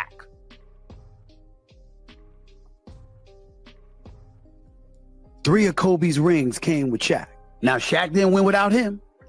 Shaq didn't win with Pitt. All right, so my response to that is I don't understand why playing with Shaq is a knock. Right? Nobody knocked D Wade for playing with Shaq and getting a ring. Nobody knocked D Wade for playing with LeBron and getting 2 rings. Right? So it's almost like those 3 rings that he got with Shaq, we go discredit those. That's what they're doing. Like, they don't even count. But let's break down the whole he played with Shaq thing. Does that mean that he's not good? Like, he can't help that Shaq was there when he got drafted. He can't help that. Right? So he had to play with Shaq. Shaq was there before him. Shaq was in the league before him. Shaq was established before him, and he was 18. Right? So he comes into the league and he's playing with Shaq. That didn't have nothing to do with him going and working on his game and perfecting his craft and becoming as good as he was. And what he did on those Lakers teams, it wasn't like he was coat riding Shaq. A lot of times Shaq was coat riding him until they got to the finals and they played against a weak East team that didn't have a center that can even get in his way. So I'm not going to knock him, but Kobe did know that he needed to separate from Shaq because he wanted to be mentioned in the same breath with Michael Jordan. So he knew he had the number 1 win, but more importantly, he knew that he had to perfect his game like Michael did. And that's what Kobe Bryant's concentration was on. I want to perfect my game just as well as Mike did. But he accepted the challenge of being able to play without Shaq. Because if his concentration was, let me put up the most stats as possible and then get as much rings as possible, he would have stayed with Shaq. That's what LeBron does. LeBron tries to find a dominant player to play with so it's easier for him. So the same thing that you're trying to discredit Kobe for, LeBron does it. He's done it 3 times. He left and got 2 dominant players to join him in Miami, and then left there and got 1 dominant player in Kyrie, a semi-dominant player in Love to join him. And then he left and went to the Lakers and got another dominant player in AD and another dominant player in Dwight to join him to get his rings. Right? So LeBron is playing with dominant players as well. Y'all just made AD a top 75 player. Y'all just made Wade a top 75 player.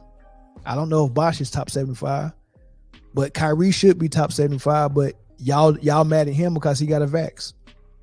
So he's playing with top players and he's handpicking them. Kobe didn't handpick them. Kobe did the opposite. Everything with LeBron, when you contrast it to Kobe and Mike, is opposite, right? LeBron is looking for the dominant player. Kobe acts to be away from the dominant player. because he knew that someone was going to say, you got your rings with Shaq. We don't think you're that good. And he wanted to prove to everyone he is that good. So he said, get rid of the dominant player in Shaq and I'll figure out how to win. And he did and went 3 straight finals. He could have 3-peated, but he lost to Boston, right? Then he beat Orlando. Then he came back and beat Boston again, or beat Boston. So he got a 2-peat, went to the finals 3 times. And then with him and Shaq, he went to the finals 4 times. LeBron needed 2 players like Shaq. Wade was dominant, Bosh was dominant. And then he went and got Ray Allen and Rashard Lewis. And he couldn't even get a 3-peat. He went 2 for 4. He lost to Dirk. So I don't understand why you even start bringing up he played with Shaq. And that's not how you judge players anyway. Judge Kobe based on how good he was, not based on who he played with, because you're not judging LeBron by who he played with. It's not fair. You can't use a criteria to discredit a guy and don't use that criteria against his competition. So we don't care that LeBron played with dominant players, but we go care that Kobe did, even though he separated himself. But like I said, everything is opposite, right? And I get to Kobe being a better player in the second, but I just want to talk about how everything is opposite. LeBron, when his team loses, no matter who his teammates are, the role players get blamed, not LeBron. When Mike and Kobe lost games, it was their fault. You can't name a role player for the Lakers or the Bulls that got blamed the way the role players that play with LeBron get blamed. Westbrook blamed. AD blamed. Right now, D'Angelo Russell blamed. Wade was blamed for losing that last championship because his knees was bad. Blame. Forget that Pippen had a bad back and missed the whole. Well, first of all, he had a bad back and had to have surgery on his foot. Missed half the season. Michael Jordan out there with just Rodman, and Rodman couldn't even score. It's just Jordan, Rodman, and Kukoc. They was losing at the beginning. Guess who fault it was? Mike's. Nobody got blamed. Not one role player, not one co-star got blamed. Then they figured it out, started winning, got to the playoffs, and then, Pippen showed back up for the, right before the playoffs, and they went to the playoffs and got to the finals, and then Pippen back went out. So he missed half the season, probably a little bit more than half the season. Limped through the playoffs, back went out in the finals, and Michael Jordan still went and finished the game. Nobody gets blamed. Pippen never got blamed. Maybe the only time I can think about Pippen getting blamed is when he didn't come back in the game against Detroit when he had the migraine. They might have blamed him for that. I can't remember if they was blaming him. But I think for the most part, everybody was saying Michael Jordan can't get it done. He can't get past the Pistons. Michael Jordan gets all the blame for all the losses for the Bulls. Kobe get the blame for all the losses of the Lakers. But it's opposite for LeBron. LeBron gets no blame from the media. They blame his role players, and then someone ends up getting traded or someone ends up getting fired. When have you ever seen a leader in any organization or any walks of life? I don't care if you lead a household. I don't care if you run a business. I don't care if you lead the Boy Scouts. When something goes wrong, no one comes and just walk right past the leader and start going to the help and blaming them. Right now, if I lose all the money that I have saved up and we go broke, I don't expect nobody to go to my kids and be like, what the hell are y'all doing? They're going to come to the leader, me and my wife. The leaders' judgment and blame starts with the leaders, because when it's opposite and everything is going good, the leaders always get the praise. LeBron is getting the praise for everything. The 2 championships he got in Miami, he gets more praise for that than Wade does. And he definitely get more than Bosh does. No one's going to Ray Allen and congratulating him for getting the ring in Miami. They're going to LeBron. So you can't bypass LeBron and start blaming his role players when things go bad. The Lakers are losing right now. That's on LeBron and AD. That's not on D'Angelo Russell and AR-15. So after Stephen A. Smith spewed that BS out there, before I even get to Gil's Arena, I just want you to hear how how much, like he go try to describe Kobe as a friend and all this stuff, but you're disgusted that Allen Iverson, someone who competed against him, you're disgusted that he has a number 2. He's not number 2. It's just not true. He didn't average more points than LeBron. He didn't average more rebounds than LeBron. He didn't average more assists. I already told y'all, assists and rebounds are just, it's a joke stat if you're trying to use that to determine who's better, right? You don't use assists and rebounds to determine who's a better player. Throw the assists and rebounds out of the door. Who cares about that stat? That is called majoring in the minors. Assists and rebounds are minor stats that we give it to our role players. Make sure you rebound. Charles Oakley, Charles Smith, Anthony Mason, y'all rebound. We go to Patrick Ewing for the points, though. Points are the major stat. Defense is the other major stat. You have to play good defense to force a miss in order for someone to get a rebound. You have to have the ability to score for someone to get an assist. If you pass me the ball at the 3-point line and I can't shoot threes, you're not getting an assist. So stop bragging about assists. Assist is basically saying, I got the ball to someone who can score. I give you 50% credit for finding him, but what happens after you give him the ball is on his ability. So it's 50% you for finding him and 50% on the scorer for knocking the bucket down. But when it comes to things that are solely on you, if I got to, everybody has the responsibility of stopping their man. And there's select few people who are so good at defense that they stop their man and they supposed to be able to get to the rim and protect the rim and stop if somebody else man gets to the rim.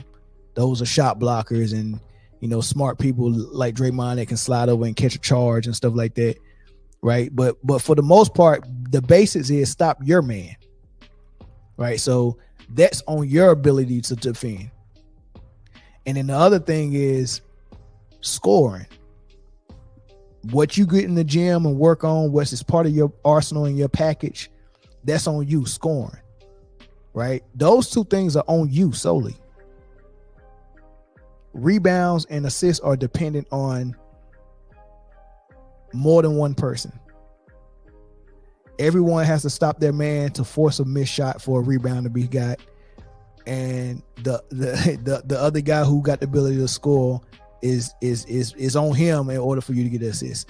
I say all that to say this: we got to stop falling in love with this close to a triple double, and especially when you're trying to separate LeBron from Michael Jordan and Kobe based on 2 assists. Kobe averaging 6 assists a game, 5 rebounds, and you want to separate LeBron because of 2 assists and 3 rebounds. That don't make LeBron better than him. And what that really tells me is maybe Kobe Bryant is more efficient than we thought he is, because if I could win 5 rings without having to average a triple double, but you got to get a triple double to average to get 4 rings and a super team.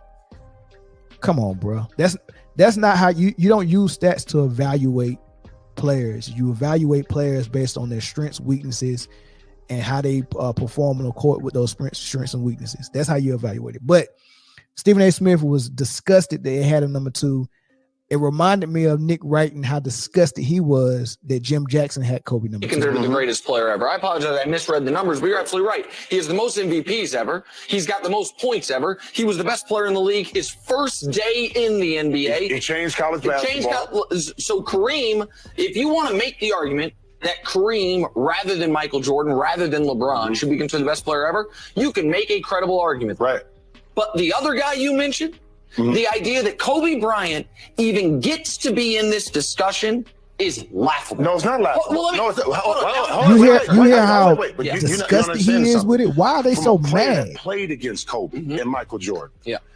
We view things totally different, because Michael Jordan and Kobe Bryant not going to let you off the hook. Forget the numbers. I'm talking about great competitive. Ronnie Lott, you know when he came to hit you, it was a different story than than Deion Sanders. Yes. As a player that played against Michael and played against Kobe, LeBron is gonna let you off the hook. LeBron is gonna do some things. Basically, he's saying players don't look at it like that. We don't look at stats to tell us who the better player is. We judge it on the floor. We judge it based on ability and based on strengths and weaknesses. Kobe had less weaknesses than LeBron. LeBron has a lot of weaknesses in his game, right? LeBron has enough weaknesses in his game where he have to strategically handpick teammates to cover up his weaknesses. I can't shoot, so everybody on the floor got to be able to shoot. And I play point guard and I find the shooters because I'm not a good shooter. I can't shoot free throws. I can't post. Like, I have to be a guy that's driving to the hole with a head full of steam with nobody in the paint. So I can't even play with post players. So he got to strategically handpick every single player, and they got to be the perfect fit. And when they're not the perfect fit, the team don't look as good. And then he's trying to find a mid-season trade. Those are red flags. If I got to keep trading and firing people, and I have to have a perfect teammate and the perfect co-star, and everybody got to be shooters, and you can't be a post player. If you're a post player, you got to learn how to shoot threes. Like, when you start seeing all that maneuvering, like I said, everything that LeBron and Kobe and Mike did was opposite. Mike and Kobe adjusted their game for their teammates. Okay, you want to go in the triangle offense field? I go in the triangle offense. I come off the ball. I let somebody else be a point guard or a point forward. I get my points within the triangle. That's the star player making an adjustment.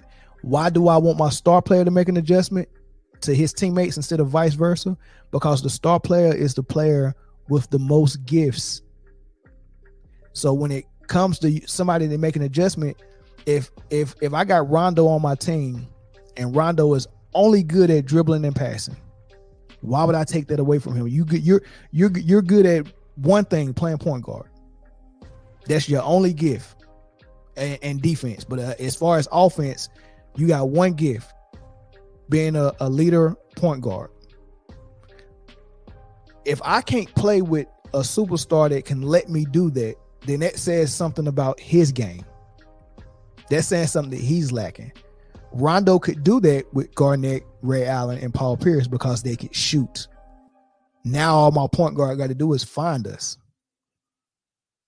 But with LeBron played point guard that year. He played with Rondo. Rondo was shooting threes. He was off the ball. So you got a guy that with one gift and your superstar with all these gifts, he can't make the adjustment. Rondo had to make the adjustment. Chris Bosh, he was a post player in Toronto. He had to make an adjustment and be a catch and shoot 3-point shooter. Kevin Love was a post player in Minnesota. He had to make the adjustment and be a catch and shoot 3-point shooter. So much so he had to lose weight and turn from a power forward to a small forward. Right? You get what I'm saying? So all the players around LeBron make the adjustment so LeBron can stay in his box.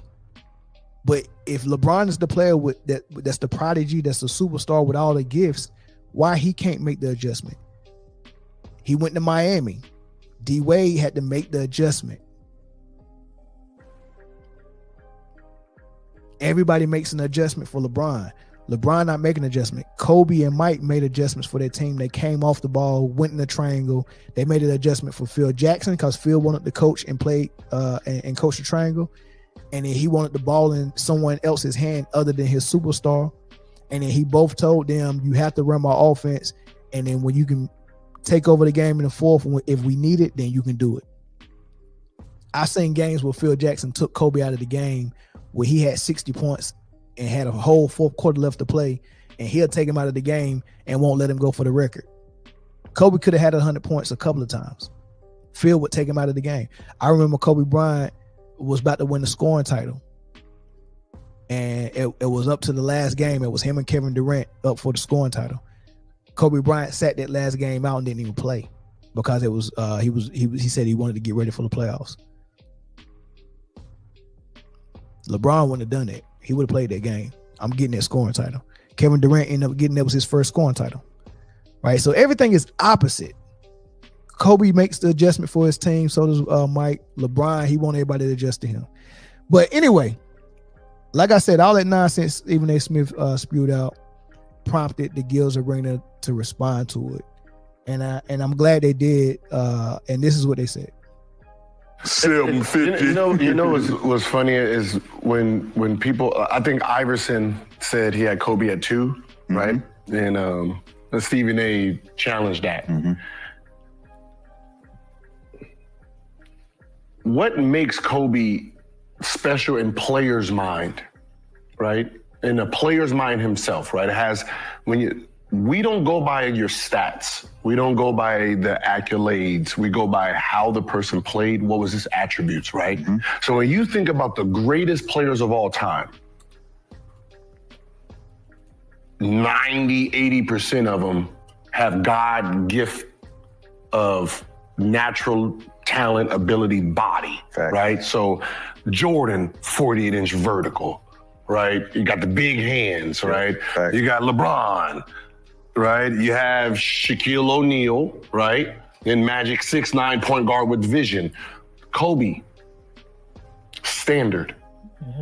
If I give you 6'6" and then took every 6'6" guard in the NBA and NBA history, you would never find him. You would see Jordan because there he is, right? You would never find Kobe because he didn't have big hands, right? He wasn't quick. He wasn't fast.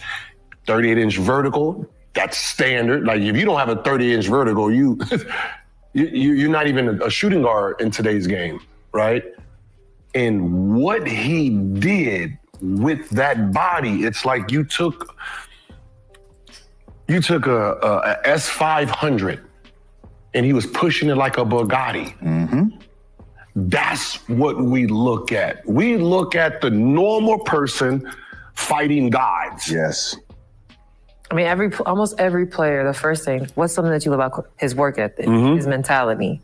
Like, yeah, he's a scorer. He does all these championships. But like, if you ask any player why they love Kobe so much, it's always work ethic, how he thought the game and his IQ.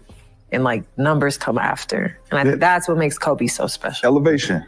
Like elevation. When Stephen A. did all that shit, I went on the page, I commented because I know like the narrative is to kill Kobe off, but he's already gone. We can't keep trying to kill off the nigga that did everything for us. 10 years in one jersey, 10 years in another jersey. 15,000. Both jerseys. What he did for 20 years for our league, man, I'm not gonna say it's unmatched, but what, like you said, the skill set, the attributes, taking this S500 and showing up to the fucking game like it's a Bugatti, and everyone else is like, how do I turn my S500 to the Bugatti? And you witnessed him working on that motherfucker in the garage. You was like, oh, that's how you turn this motherfucker into a Bugatti. Wow. So when I hear Stephen A. going off on these rants about how Kobe Bryant is not this and not that, you didn't have that energy when he was here. Where was that energy when he was alive? And stop bringing this man who passed to extend your narrative. Yeah. Why would Kobe be in the conversation for you to kill him off so LeBron can live higher than him? It don't make no fucking sense. Let the man rest. Let's keep him wherever everyone has him. If you got him 1, you got him 2, you got him 3. We don't need nobody trying to push him down, push him away so somebody else can be elevated. LeBron gonna be LeBron. Yeah. Mike gonna be Mike.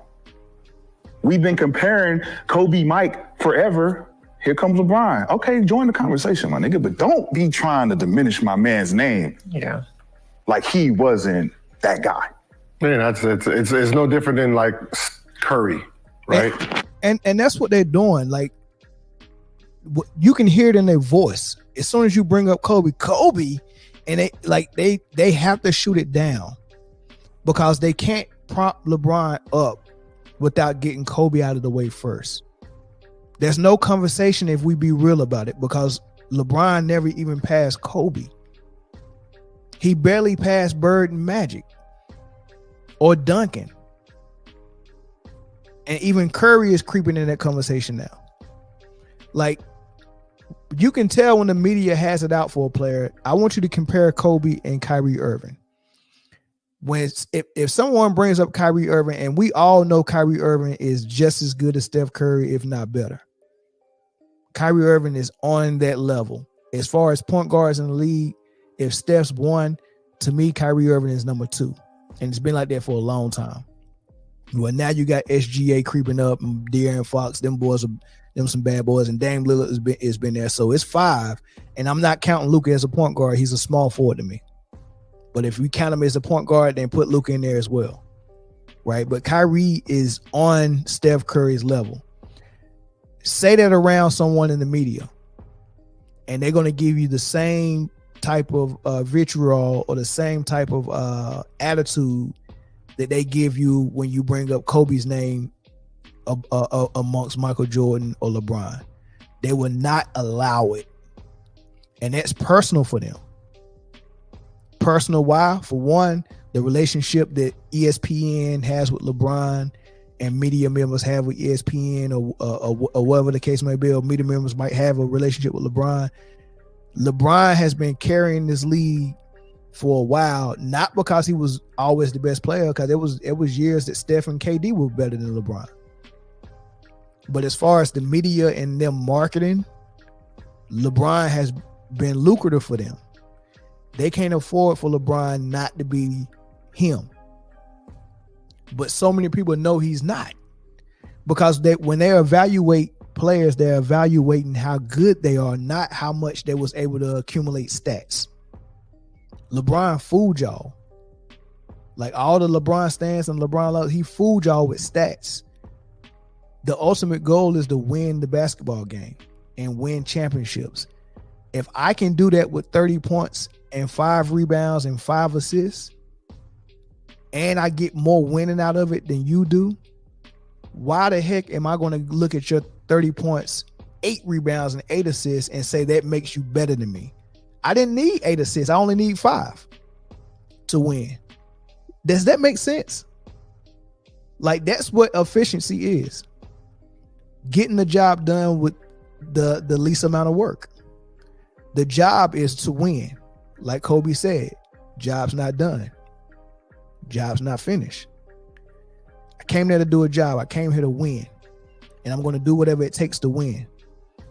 If I can spend enough energy on defense to stop my man, I'd rather do that than get the extra 3 assists. Because guess what? I got 4 teammates that can get those 3 assists.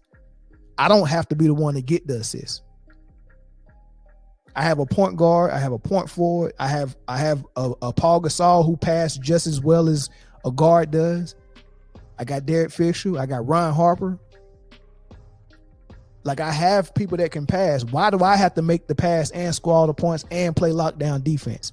No, I'd rather score at a high level and defend at a high level instead of me going to go get stats that's going to make it look good in a loss. In a 4-0 sweep, in a 4-1 gentleman sweep, I'm losing, but everybody's bragging about my triple-double. And the fact that I led in every statistical category. You lost. How are we rewarding it? We're not. I'm done telling people that LeBron is better than somebody just because he averaged 20, 28, 8, and 8. They don't make you better. That just means you stuck the stat sheet. It's ridiculous. I just can't wrap my head around it, man. But y'all let me know what y'all think in the comment section, man. I'm done with it, man. I'll check y'all out on the next episode. Go to Underdog Fantasy. Deposit that money. If you deposit $100, they're going to match $100. Use the promo code ManDownSports and start earning some money, start winning some bets like I did. Underdog Fantasy is the best place to play fantasy sports. I want to tell you about the easiest way to get in on some NBA action with Underdog Fantasy and their pick'em game. Just find your favorite player, or any player for that matter, pick higher or lower on that player's stats, and you can win up to 20 times your money in one night. Pick between 2 or 5 players to fill your pick'em entry. Get every pick right, and you can net yourself some serious cash. Use the promo code ManDownSports, and you can get your deposit doubled up to $100. You got to check on the map to make sure your state is eligible to play Underdog Fantasy. But as soon as you do, and if your state is, go ahead and download Underdog Fantasy's app. Use the promo code ManDownSports, and you can, like I said, you can get that $100 match on your first deposit. And I would want to thank Underdog Fantasy for sponsoring Man Down Sports.